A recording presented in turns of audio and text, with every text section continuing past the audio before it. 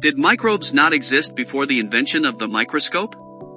Aren't there many abuse victims who can do nothing because they can't prove what's happening to them? If you can't prove something by societal and scientific standards, does that mean that's not true? Aren't there court cases where people know who's guilty, but there's no evidence, or even if there is, for some reason it's not admissible, making it so the culprit walks away with impunity? Personal story time. I've been dealing with bullying and harassment for years because of the way my face looks, preventing me from leaving my house or getting a job. People think I'm crazy or have persecutory mania. They think it's either all in my head or it's not as bad as I make it out to be. And I'm the reason why I get so much hate. But if I could only accept to be mistreated and disrespected from time to time by jealous people. If I could only accept to be sexually harassed, manipulated, and used by them, everything would be okay. But the worst was when my own father, who I haven't seen in years, sees exactly what has been going on in my life, and after mocking, doubting, and demanding evidence, has the audacity to lie in my face. There's nothing wrong, my son. Nothing is happening.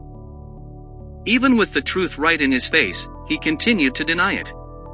He denied it because there's too many people, and even if I'm right, he'd rather be part of the group than to go against it. Even if I'm right, so what?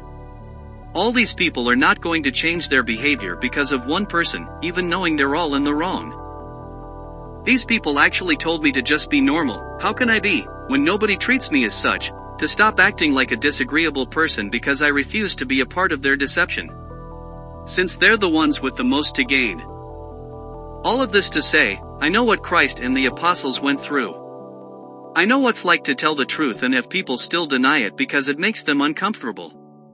No amount of evidence will ever change your heart's disposition. There are plenty of instances when you've been proven wrong, when you misjudged or mistreated someone, and to make it so you or others don't see yourself as the bad guy, you found some excuse. You found a way to blame the victim or society. Anything but yourself. But even with evidence, now what? Are you seriously going to say the reason why you've been acting the way you did is because you didn't know? Or it was because you didn't care, and you thought you were going to get away with it? You don't even give the benefit of the doubt. You just go, can't prove it, doesn't exist. Our current technology made of and for the natural, material world can't detect the supernatural, immaterial world. Therefore, if me can't prove something, no one else can. However, just like the microbes, bacteria, and whatnot were having an effect on us even before we could prove their existence, so is God. Fine, you can't prove something. But what about the effect that something is having? Does that count as proof? Evidence. Evidence. Evidence. Convince me. No. Because even if I'm able to, is not going to change reality. It'll get you off of my back, but you'll still be you. In my personal case, once you know the truth, and someone asks you of it, you won't attack me anymore, but you won't defend me either. You'll be quiet because the truth is too much to bear. God decides if he should reveal himself to you in a way that you could not possibly deny his existence. But still, would you follow him? Would you do the work he demands of you? Probably, out of self-interest. However, there's nothing worse than to be in a relationship with someone, not because they love you and agree with you, but because of what you can do for them. You know his ideals and you mock them.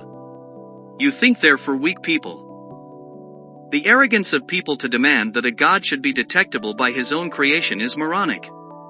God created us, not the opposite. Doesn't creation demand a creator? And if that creator has no creator, doesn't that make him God? Are you serious as to why you need evidence to act accordingly as God asks of you? Do you truly need to know who someone is and what they've been through before treating them with respect? If so, darling, what do you need evidence for when the problem is you?